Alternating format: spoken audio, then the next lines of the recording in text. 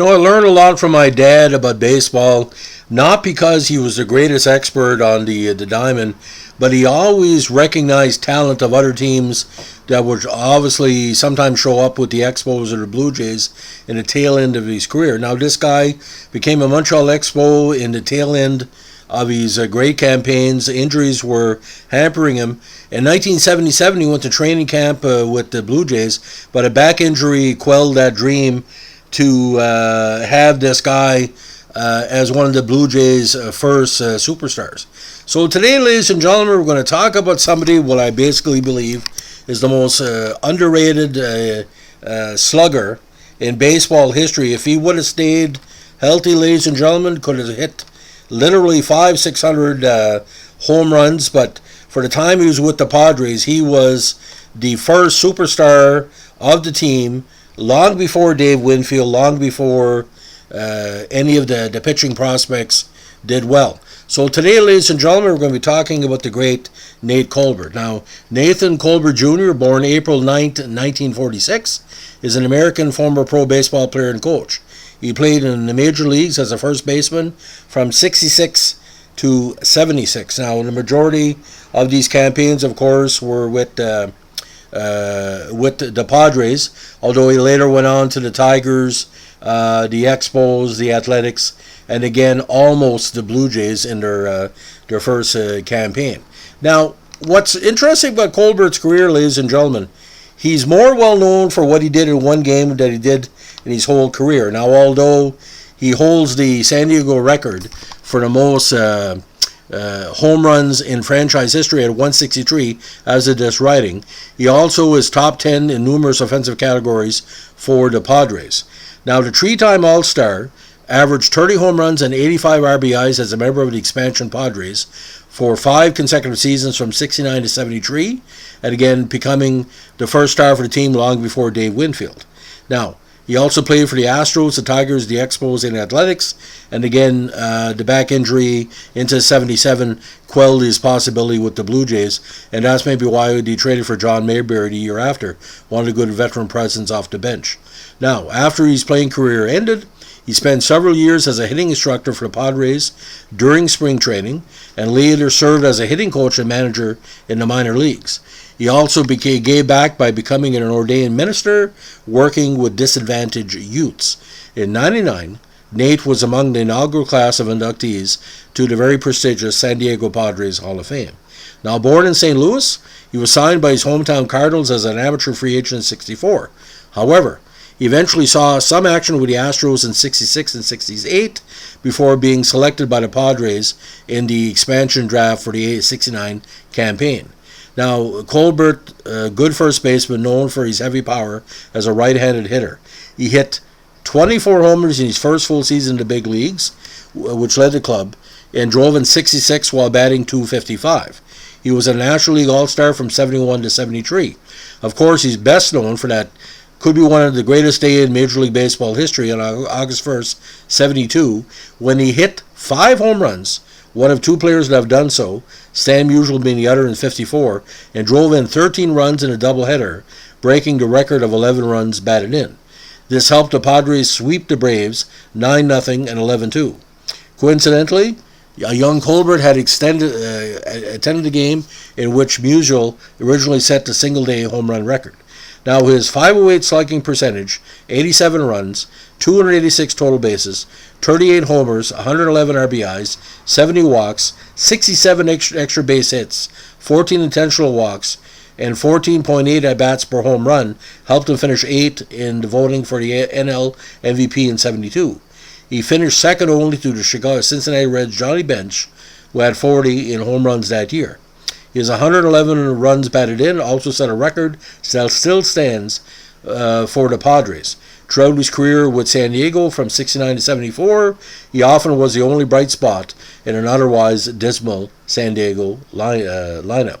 Now, after hitting .207 in his last year with San Diego, he was traded from the Padres to the Tigers for Ed Brinkman, Bob Strampy, and Dick Sharon in a 3-team deal on November 18, '74 that involved Brinkman also being sent to the Cardinals for Sonny Siebert, Alan Foster, and Rich Folkers. Danny Breeden went from the Padres to the Cardinals to subsequently complete the transactions. Now, with Detroit, after batting .147 with 4 homers and 18 RBIs in 45 games, Colbert's contract was sold by the Tigers to the Expos on June 15th, 75.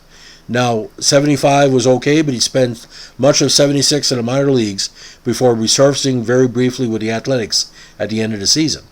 He did attend spring training with the Blue Jays again in 77, but his recurrent back problems forced his retirement at the young age of 30. Now, he played on 9 consecutive last-place teams from 68 to 76. Only the teams at the very start and end of Colbert's career escaped the cellar. Colbert went 0 for 7 for the 66 Astros, who finished in 8th in the 10-team league, and 0 for 5 for the 76 A's, who finished 2nd in the division. In 75, Colbert played for 2 last-place teams, of course, Detroit and Montreal. Now, in 10 seasons, covering 1,004 games, 243 average, 833 hits, 481 runs, 141 doubles, 25 triples, 173 homers, 520 RBIs, 383 bases on balls, 902 strikeouts, 322 on-base percentage, and a .451 slugging.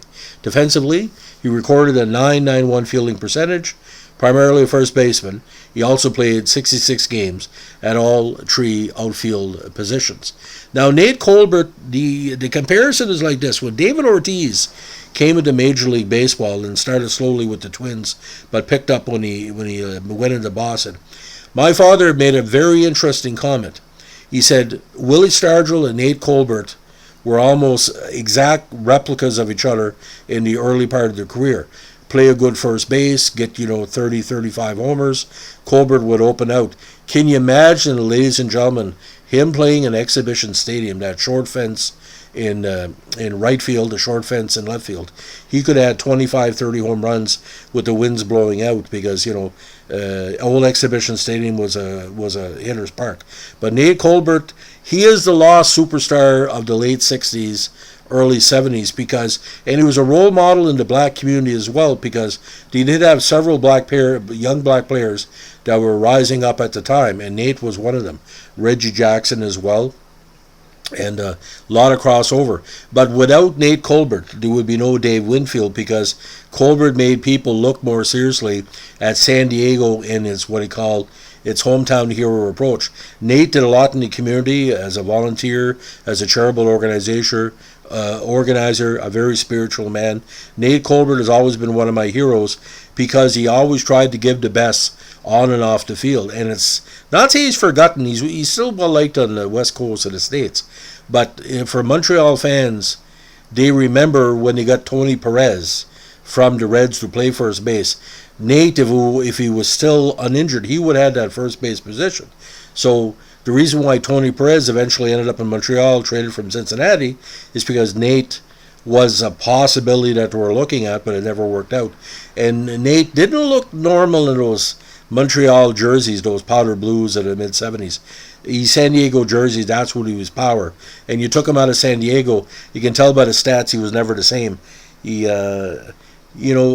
big booming smile, and he's booming, and he wasn't like the biggest guy in the world. I think at most, if I'm not mistaken, he probably 200 pounds, wasn't a muscle guy. Obviously, he wasn't part of the steroids era. But anyway, Nate Colbert, again, what a pleasure to see him reach 5 or 6 year consecutive super numbers, because San Diego didn't have much to cheer on the Padres back in the day. And I think every San Diego Padre has the spirit of Nate Colbert in them, because everybody likes a good San Diego player. We always have, and Nate started that, which led to Winfield and everybody else. Tony Gwynn, you know what I'm talking about. So no Colbert, no Gwynn, because he put the black athlete and the Padres on the map, you must say. So, ladies and gentlemen, if you like what we're doing here with our National League, Major League Baseball Vintage Podcast, let us know with a like, comment, or subscribe. Don't forget to share, and as we like to say in Northern New Brunswick, on our channel here, where it's in tribute every day, requests are always appreciated and always highly respected and considered. Thanks for listening.